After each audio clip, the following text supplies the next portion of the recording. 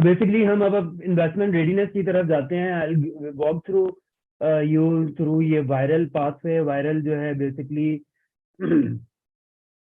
Venture investment readiness का awareness level है जो आप टेस्ट कर सकते हैं अपना खुद का भी। Help you understand the viral category, help you understand how to use viral to assess your investment readiness and plan your capital raise milestone। ये हम थोड़ा अब चले जाएंगे कि हमने अपने आप को एक्सेस करना है कि हमारा बिजनेस किस स्टेज के ऊपर है, और उस स्टेज से हम will try to find out कि are we at seed level, are we at series A, series B. और जो वायरल का पाथवे है basically is achieving about specific milestone. हर माइलस्टोन के अचीव करने के से जो है इन्वेस्टर का रिस्क भी रिड्यूस हो जाता है, और आपकी अपने ऊपर जो है एक एक्सपेक्टेशन जो है या पॉजिटिव एक्सपेक्टेशन बनती है कि जी आप इस बिजनेस को आगे ले जा सकते हैं, और जो जिन स्टेक होल्डर्स के इसमें पैसे लगे हुए हैं उनको भी अच्छा रिटर्न दे सकते हैं। Funders evaluate companies based on both the milestone they have achieve and their ability to reach further milestone. इसके अंदर इसी पाथवे से आप देख सकते हैं कि आप फर्दर माइलस्टोन कब अचीव करेंगे, कैसे अचीव करेंगे। हम इसमें जो इसका ग्रिड है, ग्रिड पे जाने से पहले हम देखते हैं कि जो फाउंडर्स हैं, फंडर्स हैं, बेसिकली जो इन्वेस्टर्स हैं, what they care about when they evaluate a company. तो बेसिकली जो है ना कुछ एक जो फिंगर टिप्स की चीजें हैं कि देसी और ऑनेस्टी, कि आपका बिजनेस जो है वो कितना मैनिपुलेटेड है, या आपके बैक बाय नंबर्स है, आपके पास रिकॉर्ड्स हैं। फिर उसके बाद जो है ना मतलब आप higher is not better always, कि आप कहें कि बस मुझे, मैं देख रहा हूँ एक लोग 1 million, 2 million, 3 million dollar raise करें। What is your actual need, how much is your runway required for maybe next 1 year. और फिर उसके बाद अपनी इम्प्रूवमेंट, अक्सर लोग इन्वेस्टमेंट रेस करने जाते हैं लेकिन वो बेसिकली सेल्फ अवेयर ही नहीं होते कि what problem they are having on their own startup and their own self, जिसकी वजह से रेस करने में काफी चैलेंजेस आते हैं। तो बेसिकली जो 8 बिजनेस कैटेगरीज हैं जिनके देखते हुए आप अपने बिजनेस को देखेंगे, जिसके अंदर लेट सपोज के टीम है, प्रॉब्लम एंड विजन है, वैल्यू प्रोपोजिशन है, प्रोडक्ट। जो हमने स्टार्टअप की बेसिकली स्टेजेस देखी थी ये वही हैं, इन्हीं को हमने अब इन डेप्थ देखना है कि टीम क्या है, प्रॉब्लम एंड विजन क्या है, वैल्यू प्रोपोजिशन क्या है, product, market, business model, scale, investor exit, ये सारी चीजें क्या है। टीम के अंदर अगर आप देखें तो मैं आपको एग्जांपल देता हूँ कि अगर लेट सपोज मैं आपसे कहूँ कि मैं चांद के ऊपर जो है ना बहरिया टाउन बनाना चाहता हूँ, तो आप कहेंगे, आपको पहले हंसी आएगी कि जी मतलब ये क्या आइडिया हुआ कि जी चांद के ऊपर आप बहरिया टाउन बनाना चाह रहे हैं। अगर मैं आपको कहूँ कि जी मैं नासा हूँ और मैं नासा टीम के बिहाफ पे चांद पे बहरिया टाउन बनाना चाहता हूँ, तो आप पूरा कॉन्टेक्स्ट चेंज हो गया। उस वक्त आप कहेंगे कि यार आपने तो मार्स के ऊपर बना लिया, तो चांद क्या चीज है। तो बेसिकली जो प्रूफ ऑफ कॉन्सेप्ट है ना आपके किसी भी आइडिया का, वो टीम की कैपेबिलिटीज के ऊपर बहुत ज्यादा डिपेंडेंट होता है कि टीम कितनी जो है ना इक्विप्ड है, या एक्सपीरियंस है, या उसकी क्या डायनामिक्स हैं कि वो कोई भी काम कर सकती है। कोई भी काम किया जा सकता है बेसिकली अगर रिक्वायर्ड टीम स्किल्स हो। तो for team early stage investors specially emphasize the importance of the team and evaluating a company। क्योंकि आपका कोई भी आइडिया हो, अगर टीम ने उसके ऊपर इंटरेस्ट लूज कर दिया तो कोई भी बिजनेस नहीं चल सकेगा। हर इन्वेस्टर सबसे पहले टीम के अंदर देखेगा who are the team members, is your founding team of the right size. Global basically एक वो है कि कम से कम 3 फाउंडर्स होने चाहिए, क्योंकि कोई एक भी अटेंशन, अगर सिंगल सोल फाउंडर है, वो अपनी कोई भी उसका इमरजेंसी हो सकती है या उसका माइंड ऑक्यूपाई हो सकता है, तो उसकी हेल्प के लिए कोई नहीं होगा। या कोई और दो भी हो तो मसला ही आता है कि अगर दोनों एक दूसरे से काउंटर करते रहें तो फिर प्रोडक्टिविटी कॉम्प्रोमाइज हो जाती है। बेहतर है कि आपकी टीम जो है मल्टी स्केल हो, 2 से 3 लोग फाउंडिंग टीम के अंदर लाजमी हो। अगर लेट सपोज कि आप बिजनेस साइड पे अच्छे हैं तो ट्राई टू फाइंड पीपल जो कि टेक्नोलॉजी के साइड पे अच्छे हैं, ताकि आपका टीम मिक्स बड़ा अच्छा बन सके। Early investors, they want to see that early team deeply understand the problem and they make their market they are looking to enter and have the skill set to build a profitable company that will provide a strong return। Investor को अपने return से लेना देना है, अगर उसको लगता है कि आप उसको रिटर्न ला देंगे तो they will invest because they have the money and they are in the market to invest. As a company level, the team should do a team at investment level 9 would like look different than a team at founding. जो हमने ये ऊपर level देखे थे 9 के ऊपर या scaling up के ऊपर, जो लेवल 8 है जिसके अंदर आपका बिजनेस अब नेक्स्ट लेवल के ऊपर चला गया, तो उसके अंदर आपकी टीम भी उसी तरह से इक्विप होनी चाहिए.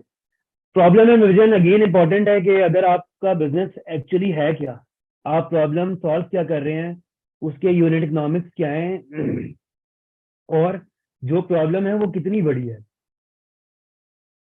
प्रॉब्लम कितनी बड़ी है और उसका जो है ना बेसिकली आइडिया कितना बड़ा है. They should be able to show a deep understanding of their customers pain points, provide evidence that this problem is actually solvable, and over time accrue evidence on how solving it will transform the industry.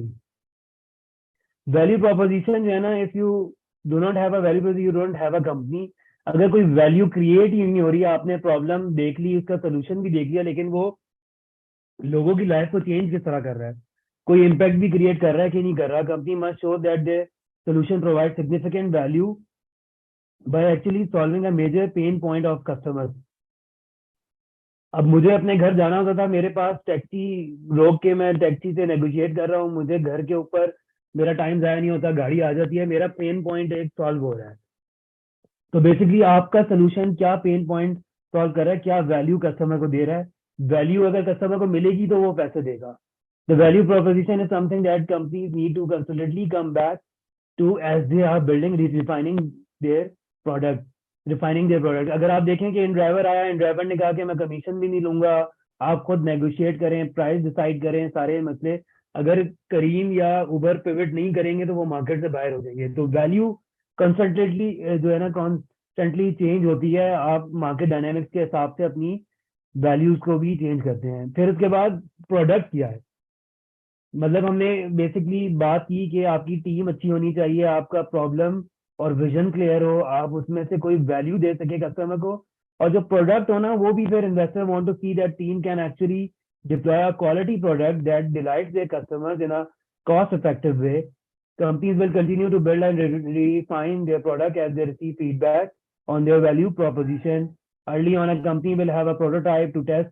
आप शुरू में prototype बनाएंगे, उसके अंदर थोड़ी iteration आएंगी, बेहतर करेंगे, बेहतर करेंगे, बेहतर करेंगे.